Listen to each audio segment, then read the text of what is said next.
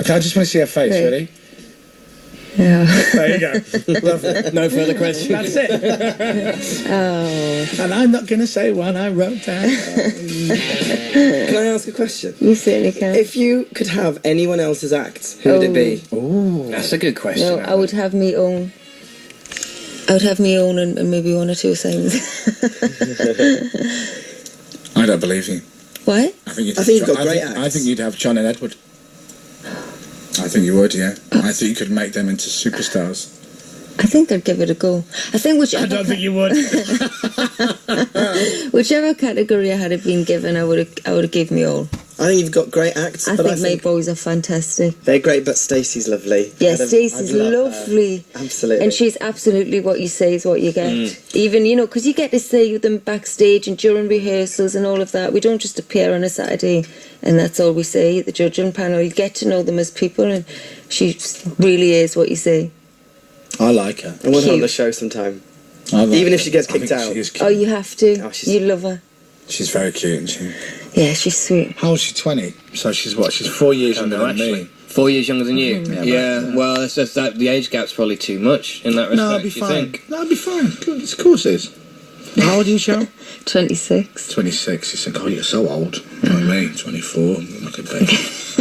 I'm laughing. Anyway, look, are we doing the news from upstairs now? Right. Thanks for coming in. We've got so much to talk to you about. No, you're not going. You're joking, aren't you? Because you were late. You're here till 11. I've got to talk to you about your solo stuff. I want to talk to you about Girls Aloud. So many things to talk to you about, Cheryl. I'm just looking forward to my cup of tea. Is it? Okay. Is it where? Stick the kettle on. Well, give it to her then, you big Lego head. Right,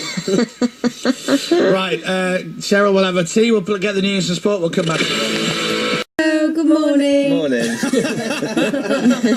How's your tea? It's lovely. Is it all right? Yeah? That's a lie. Just how I wanted it. Just how I wanted it. Plastic and weak. Yeah. Plastic and now. Yeah. Well, look, Cheryl's in, and if you got a question for Cheryl, you can text in 81199. Usual rules apply. We might not necessarily ask it because it might be rubbish, and if we do, you don't have to answer it.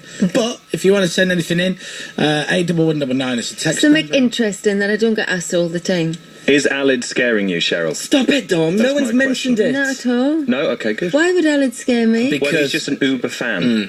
And he was he's Well, been I'm quite an Uber excited. fan of Alid, so it's fine. Perfect. Thank you. We're on even par. Alid, doesn't Cheryl look beautiful? She does look beautiful. Doesn't she? She looks very good. Could she turn you? I'll only say that because, and the reason I say that, and you have to back me up now. Yeah. Because otherwise I'll get a. Oh, sorry, no, I don't mean to hesitate like that. It's a few times in the 10 years we've known each other, you've gone, they could turn me. Well, that was Sarah Cox. I thought it was Joe Wiley. No, Sarah Cox. Right. Well, not that Joe wouldn't. It was just that. I'm confused. Who's going to... No, it was Sarah Cox I made that comment about. Right. But it's different with Cheryl. You don't want to be Cheryl's friend for me. So, no offense or anything. But, so if I turn, then it'd be this, pervy thing. I don't want to be pervy with Cheryl. I do. No, it was just a joke. You see, It's just a million other men. No, come on, it's like you've abused a friendship there. No, it's just a joke. Okay. We're like cousins. Cheryl, was Chris a nightmare on the mountain? Southern America. When it comes to perviness, or was he alright? Not at all. He I'm was not- too busy blubbing. Yeah, shut him out. See, in that respect, Alid's the least of your worries, really. I wasn't blubbing. No, Chris, you were good up there. I got to see a really different, vulnerable side to Chris up the mountain. It is there. You got to dig deep, but it's there. You don't have to dig that deep.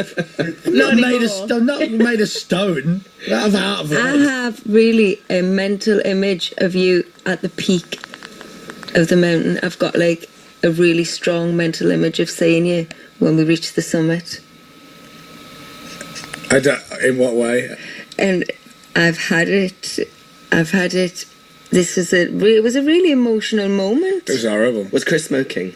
Yes. No, not at the top. Not at the top. God, no, not God. a chance. Really? See, it was freezing. You wouldn't even get your hands out your pocket, let alone smoking. And it had taken us like 7-8 hours to get to the top from walking. So it was It's the weirdest thing in the world, and people say people have told us this before we went up there, but you don't realise it until you get there. The whole point of that stupid blooming climb, I mean, was to get to the top. And when you get to the top and it's taking you 4 or 5 days, the first thing you want to do within seconds is go back down. It's the weirdest. It's so true. It's the way you go on holiday. You might fly to Australia and you can fly all that way, and then you want to sit on the beach for 2 weeks. You want to enjoy it. You want to go shopping. You want to go out drinking. You get all the way to the top of Kilimanjaro and you go, "Yay!" Get me down. It's so true. I think I might have even used a swear word at the top I think to you that might have. effect. Get me down. Lickety chips. I didn't even want to wait for a picture by the side.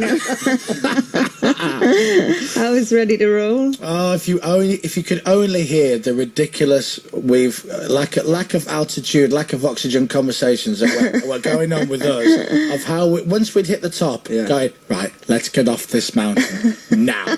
Let's get helicopters, planes. Chris, I would have did anything at that moment in time. I was trying, to get a helicopter. Really? I tried by we got my group. Ringing Addison Lee, seeing if they had any. No, I want to stress we'd gone all the way up to the top, and then you start at this like high camp, right? So you start at high camp and you start off at night time, and it takes 7-8 hours to get to the top.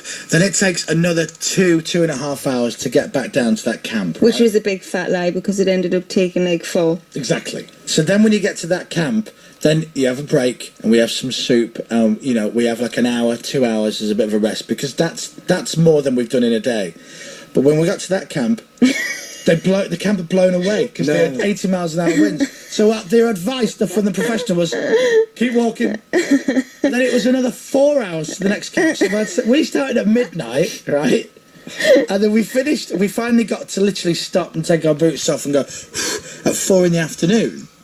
And at 4 in the afternoon, we're ready to kill. I bet you were moaning. So your I've head got, off. I've walked in, we have a little kind of mess tent, and everyone's in there having a soup or a tea, and I've walked in and gone, right, what are we doing? We've got to get off. We've done it now, right? And I can't do what, because I had one more night, because it's so big. And I went, can we not get a helicopter? And Cheryl, dead straight, goes, I've already tried that. I've made 4 calls. I tried always, but no, God, wow. That was one of the most bizarre experiences of my life. But you did it. But we did it. You did it. We did it. So well done you. Well done us. And you, yay. Great achievement. So, it doesn't feel like it for a long time. I've even got a certificate. It still doesn't feel like it. It's got to be now, though, hasn't it? You've got to look back at it now and just be proud. Well, the more when people say to you, but God, what an achievement, the more people keep saying that, the more I think, yeah, okay, yeah, it must have been a good thing. do you find people meet you all the time now and just go, guess what I'm doing? Yeah. All the time, I get told. I heard a rumour Justin Timberlake had heard that we did it and wanted to do it for charity. I heard that. Yeah. And Mark Ronson, I think. Oh, the Mark best. Ronson doing it or something. And Really? well, didn't your man, the fellow who owns Chelsea, what's his name? Roman Abramovich. Yeah, Apparently he tried it. Didn't do it. I know. I don't know if that's how true that is, but Well, you can find out. you can understand. I like Ashley's gonna go. By the way, Abramovich, you know that mountain my wife,